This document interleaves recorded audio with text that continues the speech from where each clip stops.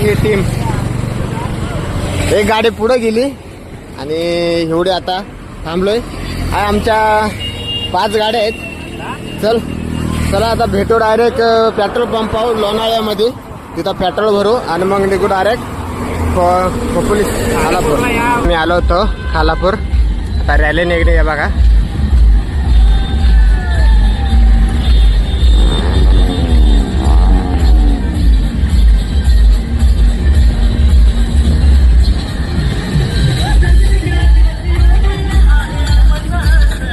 एक डीजे सिस्टमचे पुढे गेले. एक रॅली छोटीशी.